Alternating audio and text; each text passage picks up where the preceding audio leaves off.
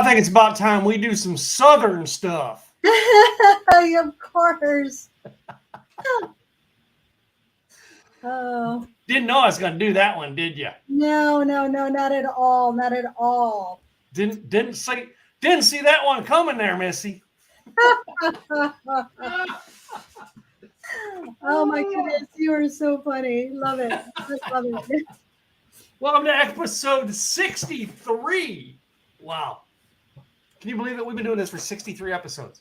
That is awesome. I was just talking to somebody about how we got started and why, because she was trying to figure out, some of the things that I do that I truly enjoy doing, some of which being running, another being the podcast.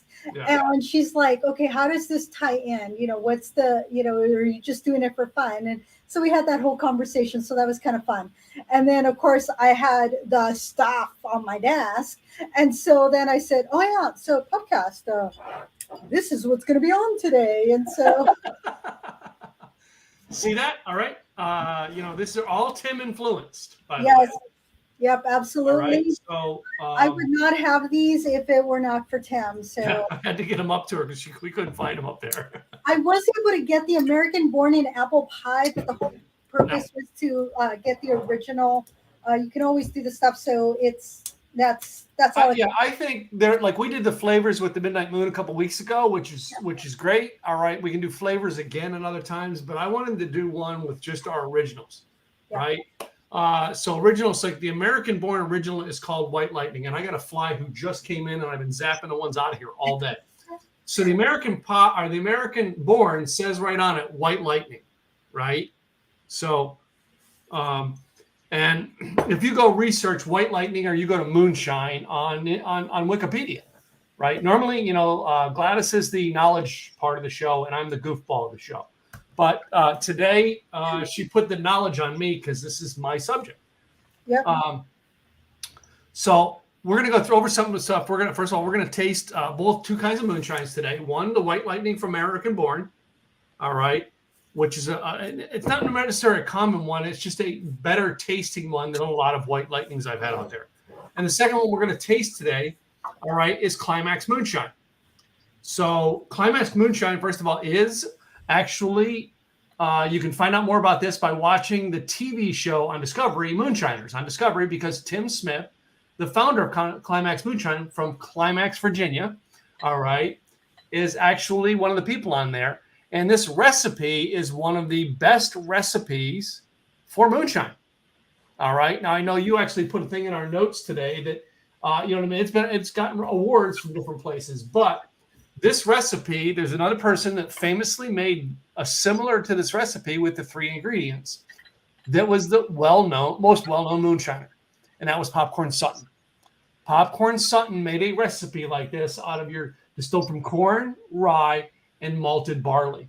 All right, and his famous recipe was the combination of the three. And if you can ever find anybody who has some of Popcorn Sutton's, because he's been gone from us for a while now. Popcorn Sutton's recipe, and many people have tried to duplicate it. The closest of it would be Mark and Digger from the TV show Moonshiners have got the closest recipe to Popcorn Sutton's recipe. I have always liked Tim Smith's version of it, though, and it is getting harder and harder to find Tim Smiths around the country. All right, I don't know whether he's just lost distribution contracts or what. But it is my favorite, all right? And it tastes a lot more like a lot of the backwoods stuff that I've had. Because I've had backwoods stuff that is really good. So, but let's talk about the actual subject of moonshine. Moonshine is a high-proof liquor, generally considered whiskey. It is traditionally made, or at least was traditionally distributed, illegally. It was distributed through a well-known thing called bootlegging, which is we talked about with the Midnight Moon a couple of weeks ago, that it was bootlegging that was, the distribution of it. And it was where NASCAR was founded because all the bootleggers were making fast cars to outrun the law. However, in our current century, in the 2000s, all right, moonshine became popular as a legal drink with a lot of companies making it um, making it in a legal distillery, which we have today for the record on our show. So people get thrown out. It is legally distilled moonshine, right? But it was originally the original idea of moonshine was made because of the fact that most guys made it at night, and then it was distributed during the day. All right. There are several different processes of making it. All right. But most famously is known for being made in the woods. All right. They made it in the backwoods, most commonly known in the eastern Tennessee Appalachian region because of the water source that came from there. That is what makes moonshine taste the best is what water it's made with, right? I have a whole shelf full of moonshine comes out of Arkansas, and it's made differently with sorghum rather than corn. It's got a really different soury taste to it, but their flavors are really good. I probably got about a dozen flavors. I was showing a friend here this weekend all the flavors I had, and she was shocked that I had 3 full shelves of moonshine.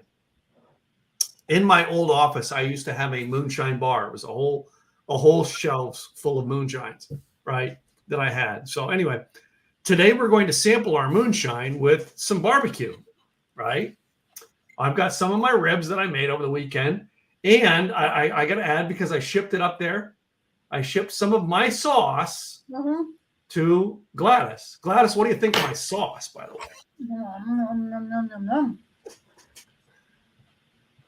Yeah. So delicious. I'm like scraping it off the bottom as I was putting it here.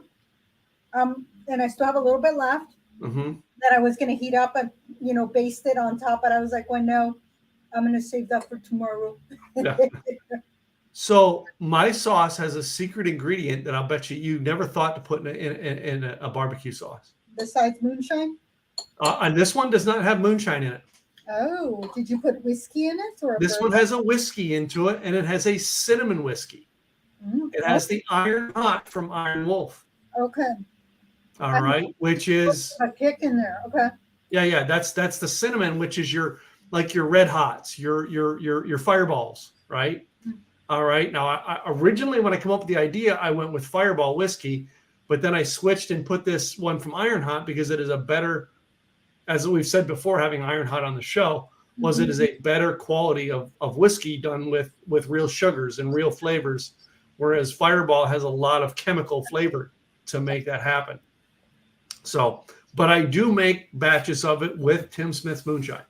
I have made batches of that. So the one switching ingredient I have in there is the whiskey. I switch it and I'll put moonshine. Sometimes I'll make it with bourbon. Sometimes I make it with the cinnamon whiskey. One time I did it with it, but I took the whiskey out and I put Dr. Pepper in.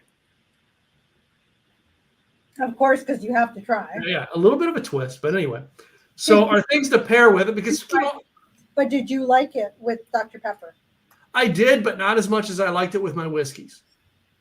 Your whiskeys, once you burn the alcohol off and add the added flavor of the whiskeys going into the barbecue sauce is what makes it. So now I do my ribs in a smoker. I do cherry wood, and the first 3 hours is smoking open. They're just openly on the racks, all right, with cherry wood for 3 hours. Okay. Then I bring them back in. I add a little bit more, rub to them, and I add some more. Either in this case here, I did 3 different ones this past weekend. One of them I did with olive oil. I'll put a little more olive oil onto it and then wrap it. Okay. Or I'll put a little butter onto it and wrap it, or I'll put mustard on it and wrap it. Oh, okay. Yeah. I've done it with mayo, all right, as well. What was the other thing that I did it with? Yeah, that's interesting. Okay. Yeah, basically, before I put the rub onto it, I slather it in butter, or slather it in mustard, or slather it in mayo. Mustard usually gives me the better taste. Oh, truthfully, I don't know why. It just doesn't. I use like a honey mustard. I don't use a traditional yellow mustard. So, okay. Yeah. But a lot of people like the buttery taste. So anyway, so my sauce. Then we actually added some American things that usually went with barbecue. Our macaroni and cheese. Right. Right. And of course, I got me some peach cobbler. Oh, And just wouldn't be. I mean, you just wouldn't have a Southern American dinner if you didn't have cornbread. right. I did not go out to get cornbread. That was one thing I did not do. My normal barbecue to go place was Slick's Big Time Barbecue. I Yeah. met them at the St. Paul rodeo many years ago, and they ended up moving from where they were to Wilsonville. And because of COVID, there was a lot of folks that they lost, and they had, they were starting to have problems getting people back onto their normal shifts because everybody just went on to something else. Mm-hmm. And that's where things started to reduce the number of hours. And then they made the announcement that they were going to be catering only. So they closed their storefront, which was really disappointing because it was great to go in there, sit inside or outside, have some great barbecue, among some good people. And so it was just really disappointing to see that. But that's where I was originally going to get my barbecue and the Barbie's cornbread, which is her her family recipe. And so that was kind of disappointing. But, made my own, just didn't do the cornbread. I did make a wannabe street corn. Yeah. And I want to say wannabe because there was two things that are missing from the street corn. One of them was the cheese, and the other one, which I completely left at home, as I'm looking for it, I'm like, where the heck is it? I think I left it on the counter, was my tahini, which was that what I like to add to fruit, which I was going to put on my dessert, which is watermelon.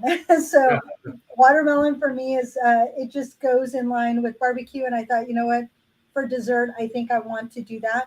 And the other thing that I did, because I did have this piece of watermelon, is that I cut some and I put some moonshine in there because I had this one recipe that called for soaking your, actually it was like a triangle like this into tequila. Yeah. And then of course you add a little bit of tahini on there, but I decided to put moonshine in here. And that way the watermelon is infused by the moonshine and the moonshine is infused by the watermelon. So it's a win-win. So I haven't tasted it yet. I don't know what that's going to taste like. So my barbecue, my street corn, and my summer slaw. This one I did buy it at Safeway.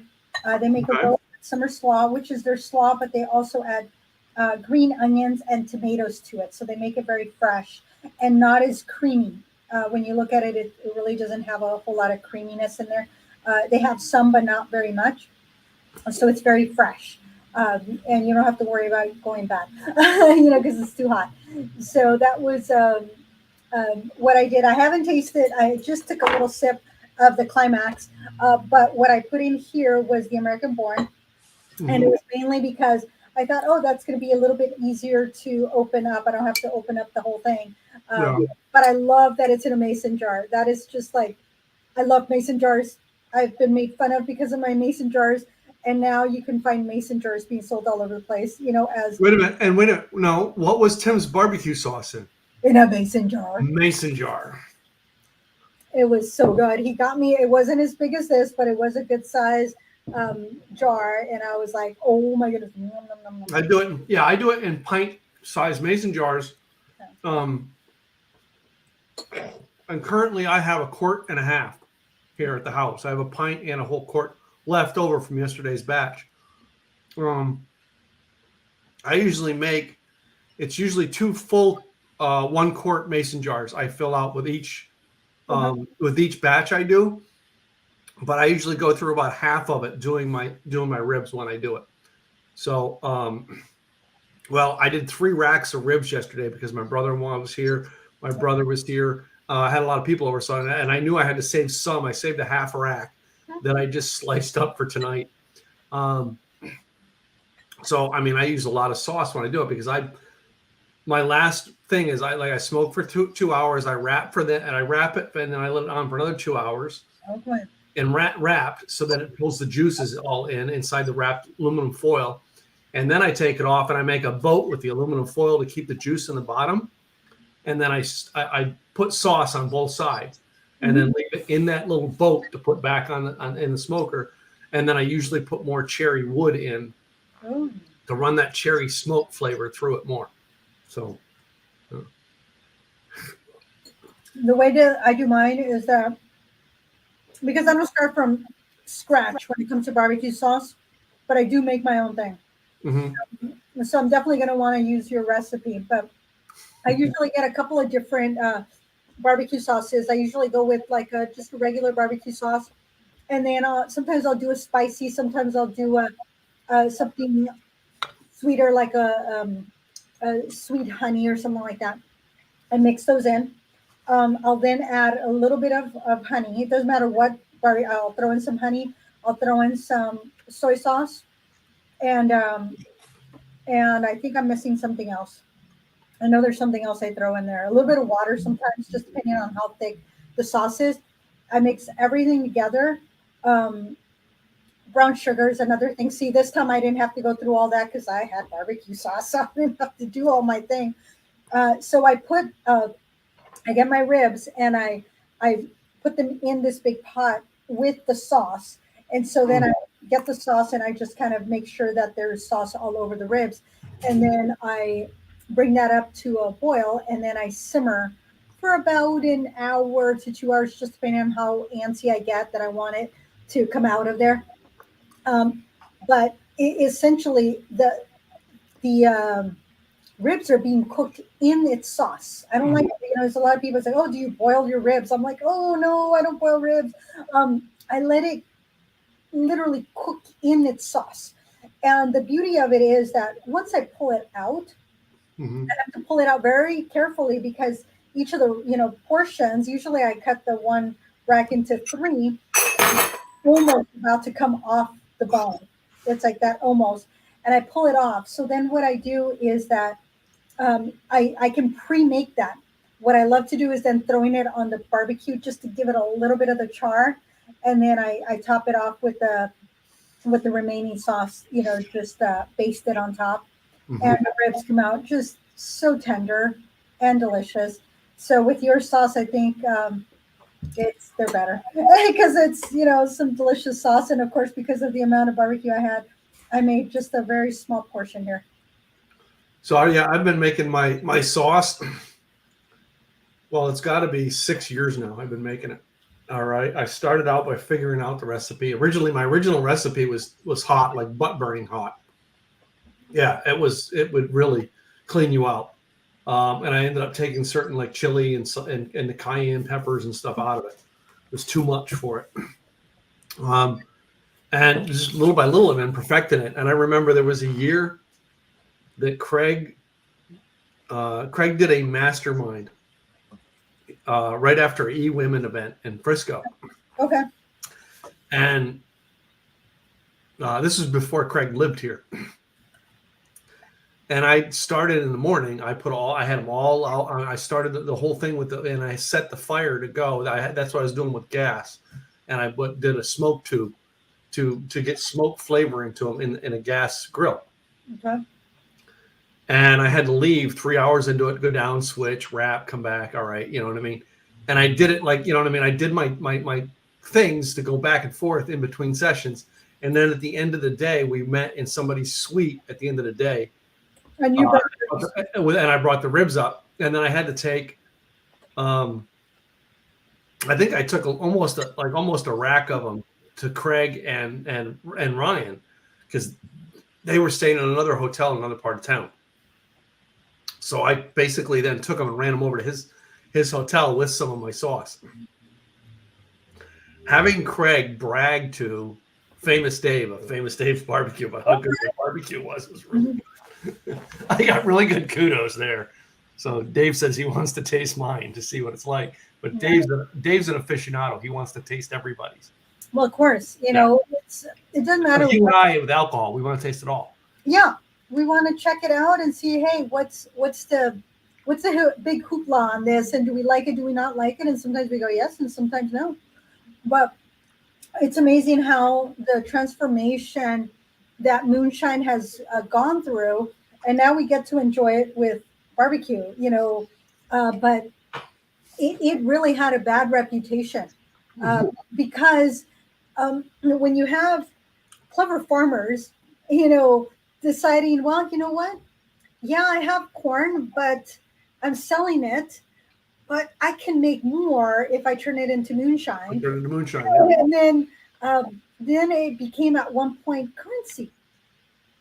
And the federal government did not like that. Yeah. So that's when they imposed the whiskey tax on it. And why would they impose a whiskey tax on moonshine? Usually you think whiskey, a brown liquor, and this is clear. But it became a whiskey tax. Well, the thing was that the majority of these farmers were pretty poor. So they said, you know what? Forget the tax collectors. We're not going to pay this. It's like they're attacking the poor, the lower class individuals, and so the tax collectors would come out and want to collect. And of course, on the extreme side, you have them being tarred and feathered, and sometimes some of the violence came out. But that's what started a lot of the reputation because they were trying to protect what was making them money. Yeah. And so all this clashing was going on that it was like, oh my goodness. And of course, the feds came in and it was a very short-lived rebellion that happened.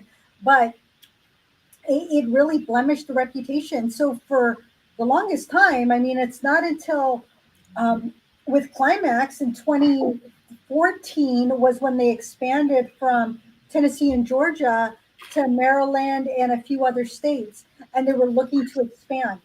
In 2013, that's 10 years ago. This tax was back in 1791. So that's a lot of years to overcome some clashing of and the stigma that came with it. And of course, then you had the moonshiners, coming on, and they're making it seem that it's like, hey, it's being done illegally. No, really, they are authorized to do what they're doing, but they're trying to show the history. Where did it really come from? How was it being done? And I've only seen a few of the episodes, but to be able to do what they've done out in the forest with what they had in the back of their pickup truck, I mean, that's very ingenious, and that takes a lot of skill. It's amazing what they've been able to do, and then you have other distillers that are now making what they cannot call moonshine. Yeah. But it's their version of moonshine. I think some 6 months ago, where I brought in one of my local distillers from Washington State, that they said, we can't call it moonshine, but this is our version of moonshine. Yeah. Yeah. So, and it's been pretty cool that now you can, there's so many flavors. Oh my goodness, there's so many flavors. Yeah. It's opening up their ability to get out to a broader audience. Apple pie is one that is very. Everybody makes an apple pie version. Yep. That's like the first one everybody makes. Yep. The other one that was very popular, and it goes all the way back to, I understand, George Washington, is the cherry bounce. It's called. There's a cherry bounce recipe. I'll say. Yeah, cherries is a big thing. And then watermelon is another. Watermelon's another big one, yeah. Blackberry, blueberry, so all the berries, if you will. I haven't seen a strawberry, that I have not seen. But there are quite a few different berries that are there. When I went looking for both of these guys, I could not get Climax at all, just period. In American Born, I could only get the apple pie, which I'm like, that's not what I'm looking for. But I did see other flavors there. And I couldn't find anything else besides what the last one that we brought on that had the different flavors. That was the only one that had just a traditional white lightning, if you will. Everything else was flavored. And when you really want to understand the spirit, you have to get it clean. You have to get it in its rarest form. And then decide, hey, do I like it or do I not like it? Am I going to mix it? Am I not going to mix it? Am I gonna infuse it or not infuse it? Yeah. It then lends for you to decide, what do you want to do with it? What do you want to pair it with? How does it taste? Do you like it? Do you not like it? But Tim Smith, oh my goodness, over 100 years, and he was keeping, as he's trying to make this a national brand, Yeah. he was keeping his family recipe a secret. I mean, how amazing and successful is that? That your recipe's not getting out. That's ingenious too, to be able to do that. Saying, I want to grow this, I want to expand it, I want everybody to taste it and love it, but I'm not going to share my family recipe either. Well, I don't want to share my family recipe on my barbecue sauce now.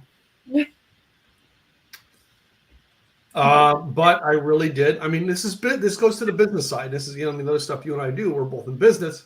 Yep. Is I'm thinking of going to the manufacturers of the alcohol that I put in and saying, listen, let's put your label on it.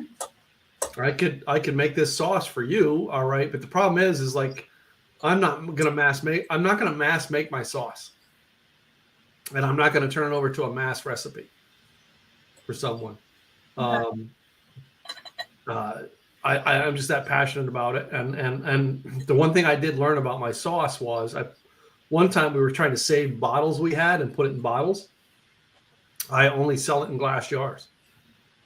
I will not sell it in plastic. It does not. It takes away from the taste of it in plastic. I don't know why. It just does. Well, I will tell you, Mary's Mixers, which is one of our sponsors. Yeah. He had a batch made that they did not make the recipe the way he wanted it. Mm-hmm. And he says, and it's good. It is a good recipe. It tastes good, but he sees it as a starter recipe. There's things that are missing in it. And he says, I cannot put my label on this. I cannot sell it. Mm-hmm. And so he's like, he's got pellets of Mary's Mixers that is not conforming to what his specifications were. And so he will not sell it. Yeah. Could he? And could have, yeah, but he's not going to, because he says, that's my name on it. Yeah. And similar to you and me, when we refer somebody to somebody else's business, our names are attached. Yeah. So that's a reputation that we are building, and with these brands, it's a reputation too. Mm-hmm. We got to uphold that reputation. Yeah. So do you remember, I think we had some Tim Smiths when you were here, when we first started discussing this podcast. Yeah. Now, if you taste it, you might remember the taste, but I don't know. So. I did not. But it is a very clean taste. Mm-hmm. When you have. And you notice how Tim Smith's, though, is much smoother going down than American Born. And that's, I believe it's the malted barley. So all right. When you have the Huffington Post saying that it's the best moonshine being made anywhere, I mean, that says a lot, because they're putting their name on what they're bragging about. Yeah. But the corn, rye, and barley malt, that's what this is. Yeah. Corn, rye, and barley malt. That's it. Clean, natural, subtle. There's a subtle sweetness in there. I mean, even when one of the first things that I did was that I smelled. Yeah. Now the smell has definitely subsided, but the Climax, Tim Smith's Climax, there was that smells good. The American Born didn't have that same smell to it, and it could just be the material. It could be the. I don't know if they have synthetic corks or if they have regular corks in those. No, it's synthetic. Yeah, they're synthetics. Yeah. Okay.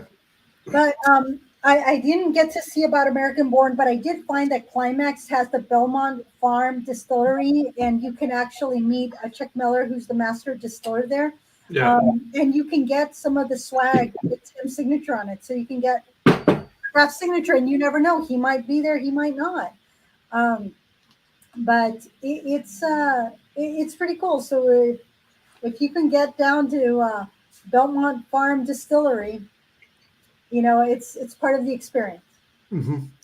And so when I'm in Tennessee, since I'm going to be there, I leave this week.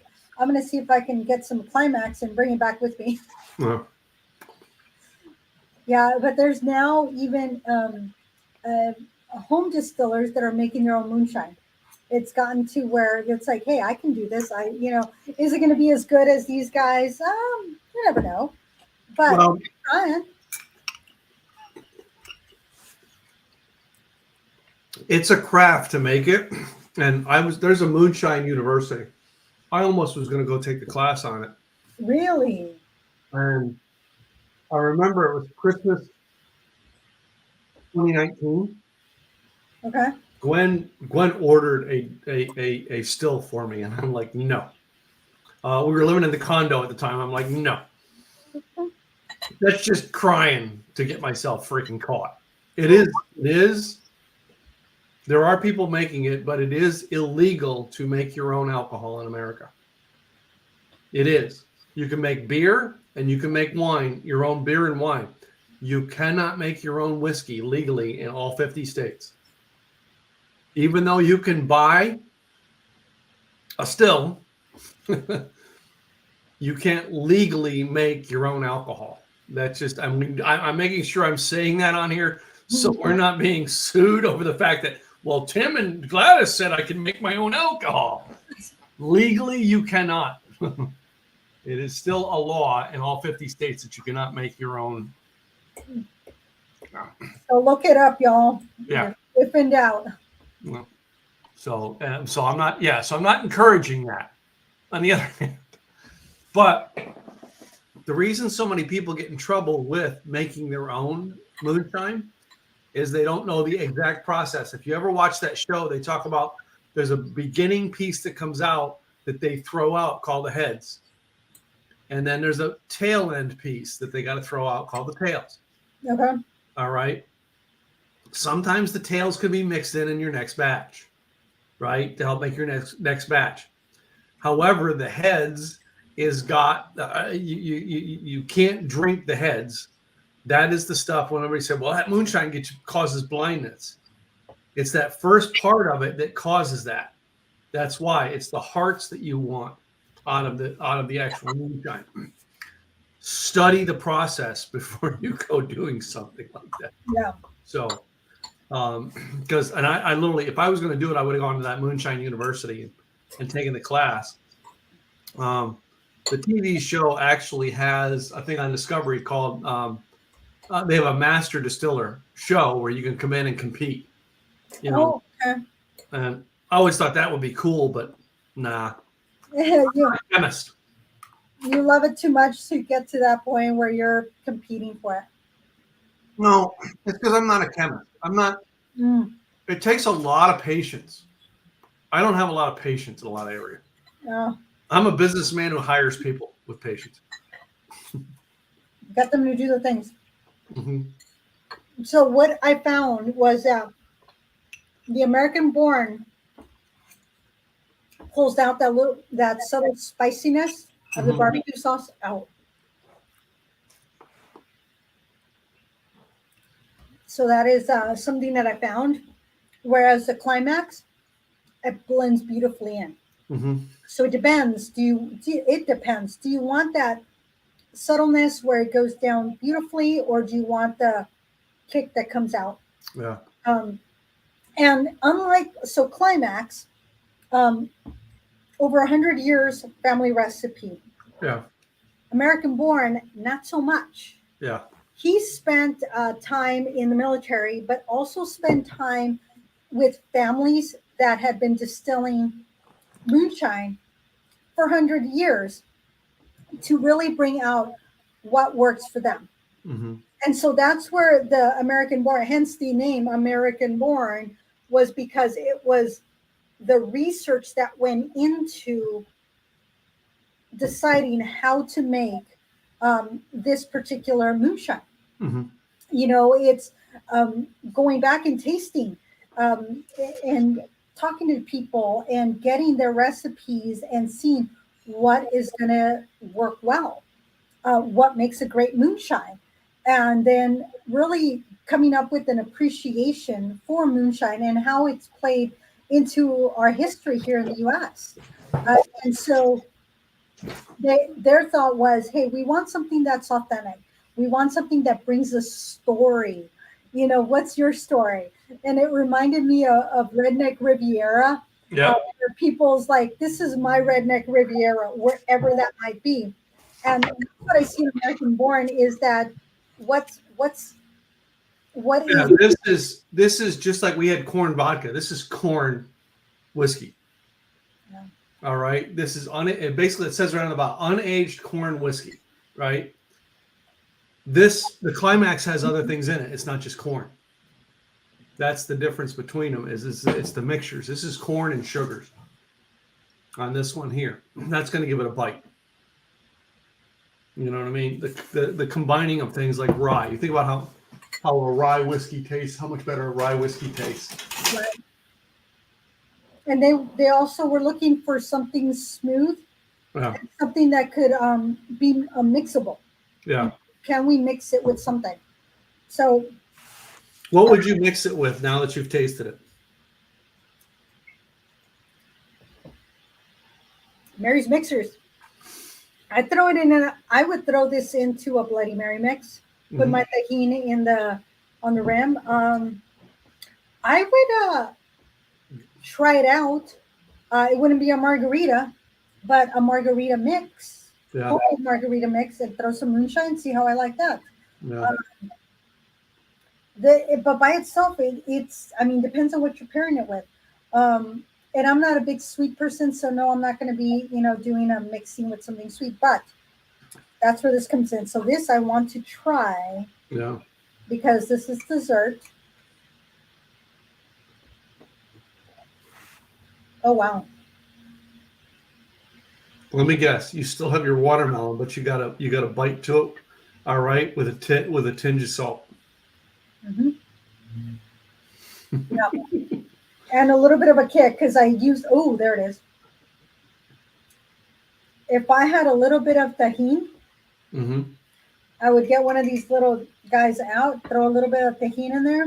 I would actually pull them all out and just add tahini on there. Oh my goodness, that would make. Yeah. That would be an awesome accent to it, the tahini. So That little bit of heat in there. It's a bite. A little bit of a bite. That's wow. Wow, I like that. So yeah, again, you did it with the American Born, which has more of a bite than your corn liquor is going to give you more of a bite than your mixture. But so your blends, I should watermelon.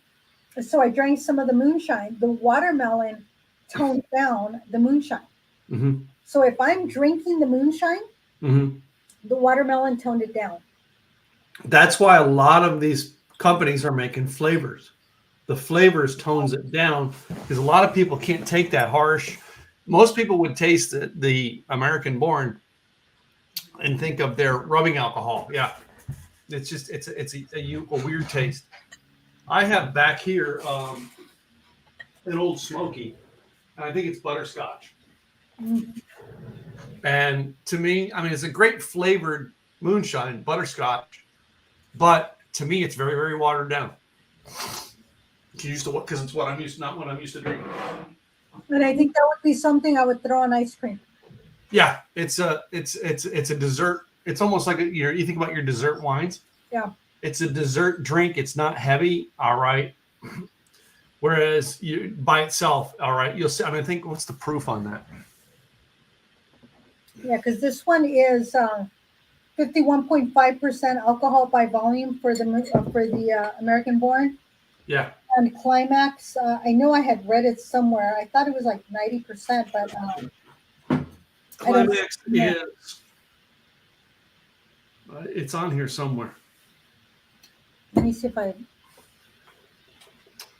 45% alcohol by volume, 90 proof.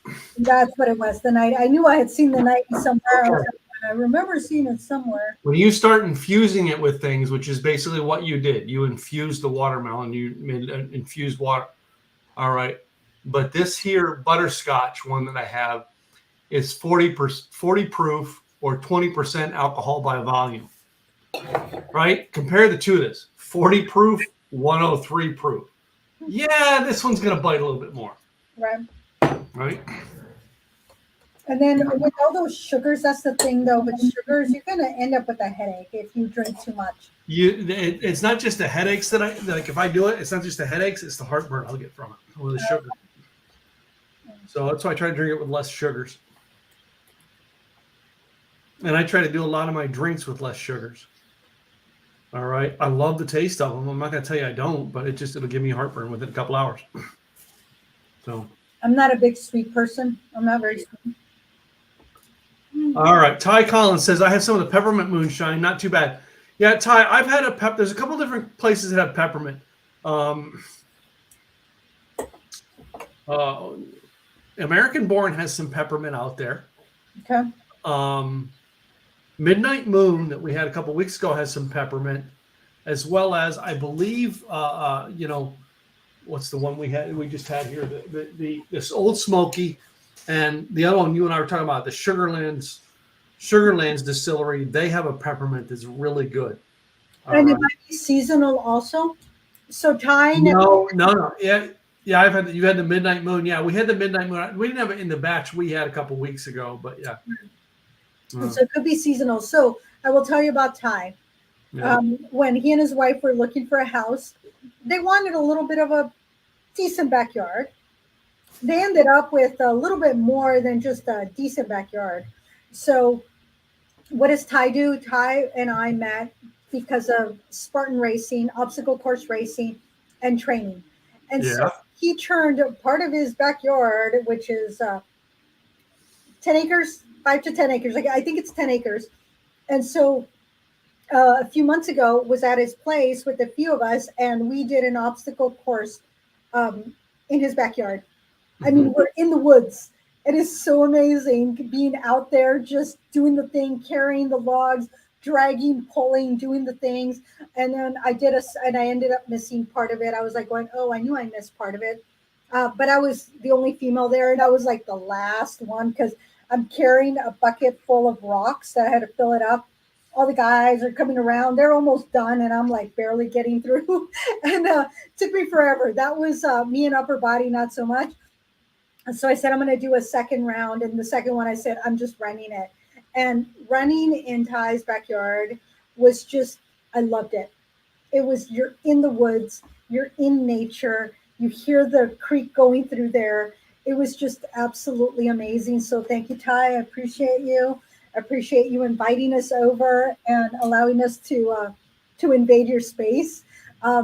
So next time that you have a workout at your place, I'll bring some Climax and some American Born, and that way you can try the traditional stuff. So I got you. Good stuff. So, yeah, I'm working on doing that obstacle course for my chickens in the backyard. I only have 2/3 of an acre.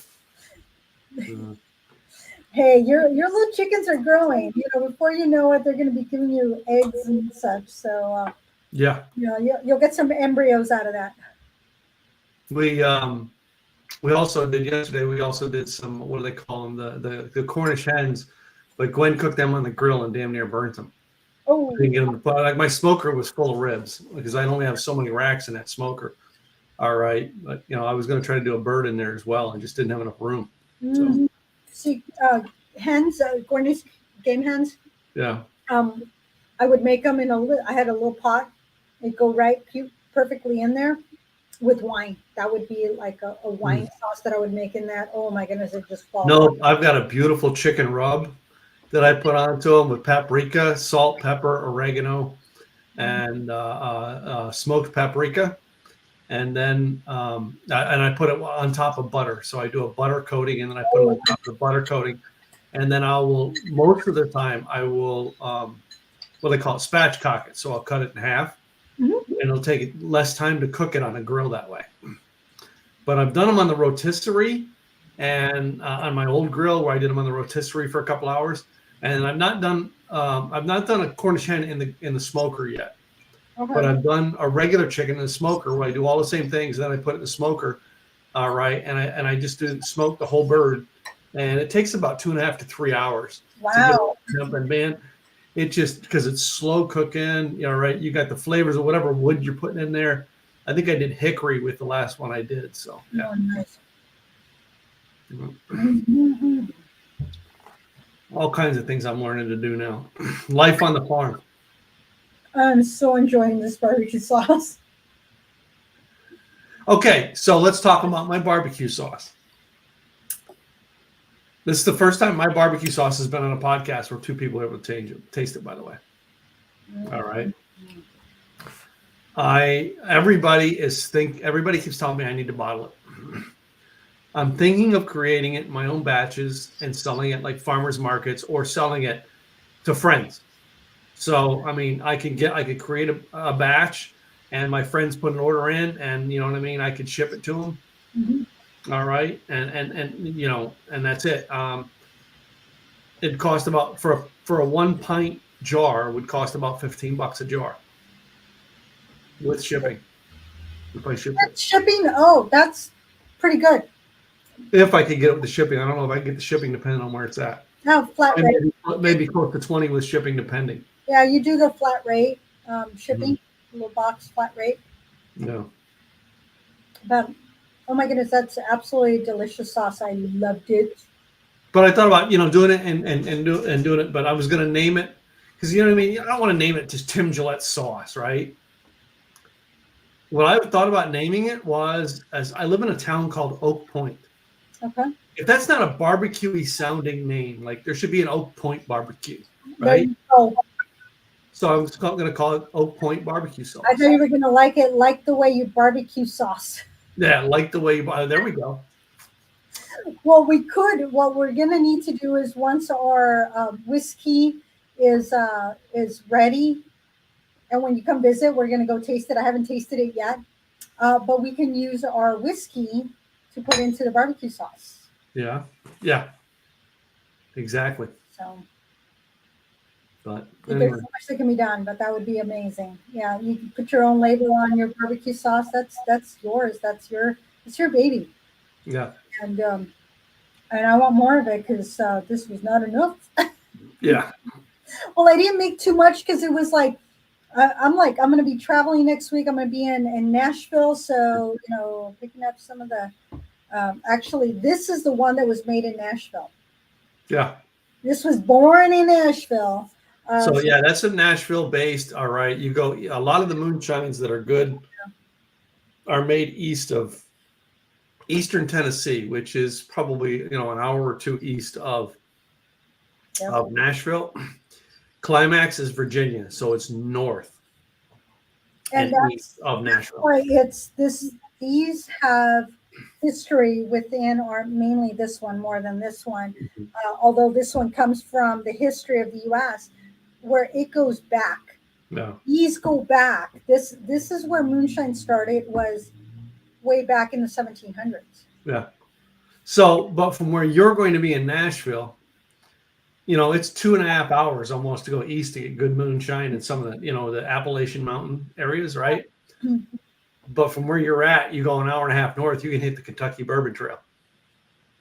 I know. That's, I never found myself that I would get to Kentucky before I would get to Nashville or Tennessee. And now here I am in Tennessee and I'm like, but Kentucky's right there. Can I just make a... Yeah, because we did that. Yeah, we did that Bourbon Trail once on the motorcycles. Not a wise thing to do on the motorcycles. Just saying. You kind of have to relax between stops. Yeah. You're not allowed to drink. They don't give you enough in tastings. All right, because by law there's only so much they can be tasting. So what we did was we got 2 tastings, which it was like you got 3 different. Everyone had like 3 different cups you get to taste. Okay. Right? And Gwen had 3 cups. I had 3 cups. So I tasted 3, She tasted 3, and then we got to each taste each other. So we both got to taste 6. Nice. So that's the way we did it. The way that one of my friends that got me really into wine, she lives in Northern California still. I used to live in Southern California. So when I would go to Northern California, she would take me wine tasting. And so I would do the wine tasting. She would sip here and there, a little sip here, a little sip there, because she was my designated driver. So she was the one driving, did barely a sip here and there. When she would go to Southern California, then I was a designated driver. She got to do all the drinking she wanted, and I would sip one here, maybe one there. So that's the way we did it. So that way the person visiting was the one that got to indulge, and the driver got to just taste here and taste there, just enough to wet the whistle, but not enough to get intoxicated, because no way. We had driving to do, so drinking was not our thing. But yeah, that was the way that we did it. Whereas you're like, hey, six tastings, but it's an ounce pour, maybe. Yeah, not even an ounce pour. So what did you find out of your foods tonight that went with your moonshines? Your barbecue sauce. I absolutely love the way that it brought out that little bit of spice that was in there, a little bit of kick. The American Born brought it out. As soon as I took the sip, I was like, oh, there it is. I like that. Yeah. I like that flavor where it was like, boom, here it is. I like that this one just was nice and smooth, and it blended beautifully in. With the watermelon, the American Born was toned down. It was like, sit. It's like okay. And it just mellowed completely out. When you're tasting the watermelon with some tahini would just be boom. I mean, it was already boom, but with the tahini, it would just add to it. But the moonshine completely toned down. Absolutely love that. Even though my street corn was not what I wanted it to be, yeah, I made it, which was with. So I did barbecue the whole husk. I will tell you, the first time that I told Sean to do this, he's like, "Aren't you gonna?" Nope. Aren't you gonna? Nope. Whole husk, everything. Throw it on the barbecue until it's charred on the outside. Yeah. Like, you're kidding. He's still amazed, and he still is. He would never eat a whole ear of corn, but when I make it, he'll eat the whole thing. He's still amazed that when it is charred on the outside every single time, the inside of the corn is beautiful. Yeah. Butter, lime juice, mayo. What mine was missing. Oh, wow. Mayo, really? Yeah. Mayo. What mine was missing was the cheese. Usually it's cotija, but usually I use Parmesan because that's what I have on hand, except for this time. And some tajin, because the tajin gives it a little bit of kick. You can use some chili sauce, the chili powder, if you're using lime juice, but the tajin has that citrusy flavor to it. Mm-hmm. I usually just do it on the cob, but because I was going to be here, I cut it off the cob and put it into the little container. Yeah. All gone. Mixed it and then threw it on the container. But that's all it is. That's Mexican street corn. Wow. Absolutely delicious. I love it with barbecue. We had a great corn. She made a corn salad. It was one of the things we had yesterday. Mm-hmm. So. Yum, I love corn salad. Yeah. And then, of course, my summer slaw is always yummy because it's nice and fresh. But truly, both of these have characteristics that I like. Yeah.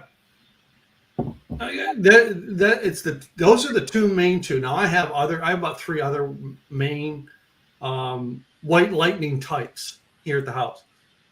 These are the 2 main, because if I go out, if I go to the certain bars I know have this, and I'll just take a shot of that with whatever I'm doing. All right.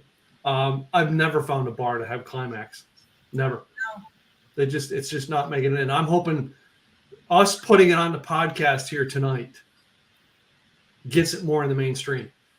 If you look at one of my Facebook profiles we broadcast this to is my bartender life coach. And if you look at the picture on there, it is a row of my empty Climax bottles. So I took, and here's most people, I told this to Craig later on once, but I took to one of Craig's functions one time I Got took a bottle of Climax with me, got it there, and I sat there and sipped during his whole seminar. I sat there sipping moonshine the whole time. And I told him that once. I says, I sat in your seminar once just sipping moonshine. He goes, I know. So I saw you. well, it's sometimes I like it with ice. Sometimes I like it by itself. I just dumped 2 ice cubes in that, which melted pretty fast, right? So, but there was very little left to that. Yeah, I just put it into the glass. I did it straight. I didn't add any ice. I didn't bring any ice. I thought about it and I said, no, I want to taste it the way that it is. Yeah. Sometimes I'll just sit, I'll put it with the ice, and the ice cubes won't be melted before I sip it away because I sit and sip it. I used to have a bottle, a glass with ice and as early as like 10 in the morning. I don't anymore. I just now I really don't drink that much anymore. But anyway. But you, thank you so much for sending these to me, because I would not have had this had it not been for you. So appreciate you. Thank you. Finally, we got it a year and a half into it. We finally got my drink on the podcast. Yes, because this is what got us started, was Tim's moonshine, talking about moonshine. Tim had moonshine, but you had you brought in, because remember you had the little bottles. Yes. You brought some. You actually had some Oregon bourbons that day. Yeah. So. Oregon. I being up here with the distillers that are out here in the Pacific Northwest, great wine, great beer, great spirits. Yeah. I am like, when my brother tried to get me to go back to California, I'm like, no, I'll deal with the weather up here if I can deal with the greenery, because there is rain, but it brings out the greenery. But I've realized that I truly enjoy the people and the food and the drinks. Being able to find a good distillery, a good winery, a good brewery that are within 15 minutes of me. Yeah. Yeah, hard to beat that. So I do appreciate the Pacific Northwest and Oregon specifically. There is a place in Washington that all they have in their bar, they have food too, they have the restaurant, but the bar area, it is only Washington beer, wine, spirits. Oh, wow. That's cool. Nothing else. They will not carry anything else. If it is not made in Washington State, you're not going to find it there. That's good. Which is kind of cool. That's a unique niche to do, yeah. Mm-hmm. So, there was a bar here, and there's 2 of them here in Texas that were moonshine only for the longest time, and then they tried to stray away from their moonshine and go to just a regular, mixed drinks bar, and everybody complained, and they had to bring a bunch of moon. It's not full moonshine, but they had to bring all the moonshines back. Yeah, people do enjoy it, and now I know why. Yeah, so thank you for the education moment on moonshine. All right, we gonna do any shout outs today? Shout out to Tam for sending me some. Okay, enough with the alcohol Tim sent and the barbecue sauce. Anything else? Oh, because that was good barbecue sauce. It's, now that you put me on the spot, I can't think of. You know what? I'm going to shout out to one of my networking groups, my BNI Portland Connect Online. I've been meeting with some of the folks over this last week, and they have just been what can I do for you? Yeah. What do I need to do to send you referrals? Because it's like almost they feel like, oh my goodness, you're doing things for us, but we're not doing for you. So special thank you to my Portland BNI Connect members. Dr. Lou, she helps students with learning differences. That doesn't mean that they're autistic, but they have a learning disability. Yeah, of some sort or another, and she helps them learn how to learn, which is amazing. Then I have Megan. She is the tax person. If you want to learn about tax code, and if you can or cannot write something off, that's the person to go to. I have Rachel, that is the financial planner that is mainly working with women. They're going through a divorce, and it's like, now what do I do? How do I plan for future? I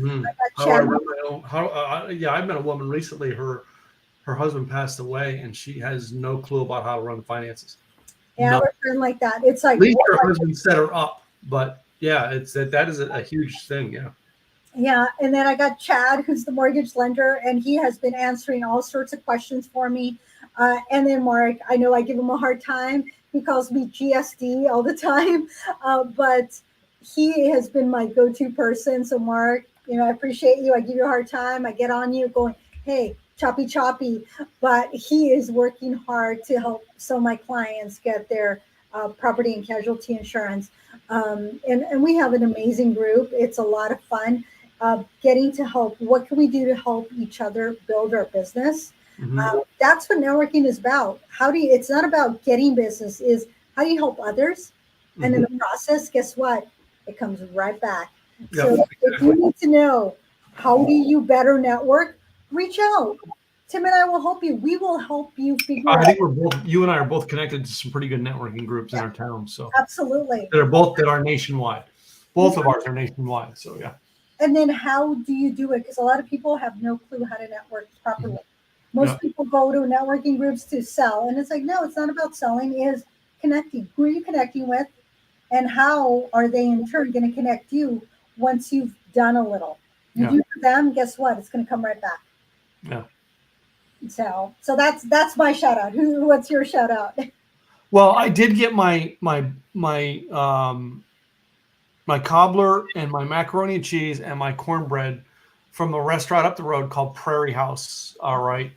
And I went up there today and I just picked it up knowing that, you know what I mean? I didn't want to have to make that as well. So I want to give a shout out to them. All right. They did a really good job.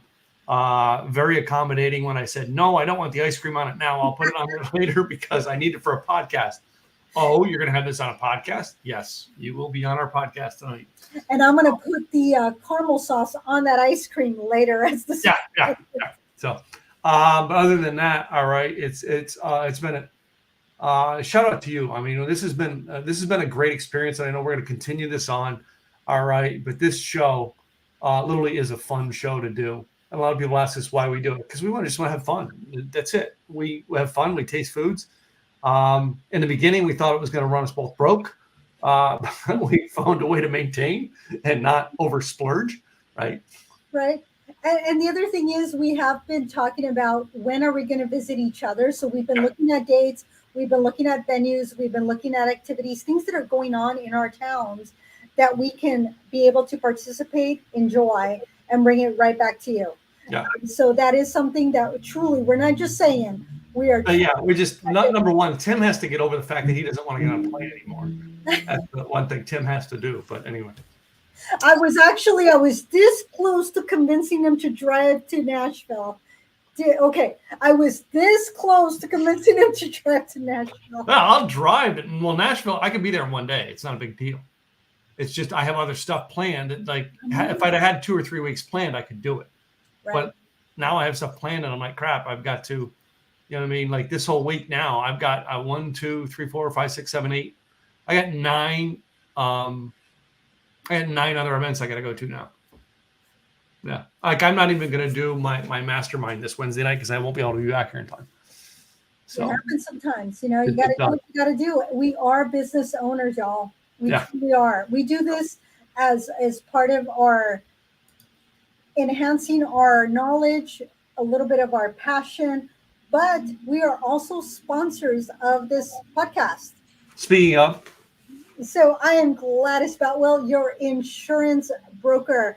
If you have questions on can I afford to provide benefits to my employees, guess what? You probably do. There are 101 different ways that you can provide benefits that are either tax deductible for you as a business or completely free. And some of these can help reduce your payroll taxes. You got questions, go to Insurance Design Pros. On the upper left-hand corner, you will see 101 benefits for employee benefits. Plug in your information. We'll stay in contact. Gladys Boutwell, Insurance by Design, and this is my co-host. Hey guys, Tim Gillette. Simple, easy websites. That's right. Just what the name says. We create websites for you. We make them simple. We make them easy. The whole purpose is to get you on the web with your own real estate and get it up fast. If you use our services, we actually run a 100% USA-based team. That means anytime you have a problem, you get to call someone in the US of A to actually help you fix your website. Number two, all right, is we're a personal people. We want to come out and personally connect with you. All right. If you need help, you know that you can personally call us and not have to deal with, please dial 9 to reach your party. That's not us. Yeah, we don't do that. So simple, easy websites. Once you get your stuff to us, we have a website working for you in 7 days or less. Yeah. Yeah, I think we're going to be doing one for one of those people who we're still waiting for him to get his information. I know, I got a bug on. Yeah, one of my peeps is working on it. I'm another one that he's going to take over my website. So it's when you have trust, it's going to happen. Oh, and yeah, your girl that you referred to me, your neighbor there that's going to do PowerPoint. I'm not sure. I think she sent me 3 emails. Hey, because she's going to redo my PowerPoint for me in the fall. Oh, nice. Because I'm going to redo something with the website. Oh, she just created my slide deck for the presentation I'm doing next week for Women of Insurance in Nashville. Hence, I'm going to be in Nashville from the 16th through the 18th at the Embassy Suites in downtown Nashville. I'm going to be presenting on behind the scenes secrets of a successful businesswoman. Essentially, it's how to get shit done. Is the bottom line, how to get shit done. So, well, we'll be back next week. We haven't discussed what we're going to do, but trust me, we'll figure it out in 5 minutes what we're going to do next week. We'll be back next week with another fun episode, I'm sure. Well, we finally got the moonshine in. Cha-ching. Thank you all for being here. We appreciate you.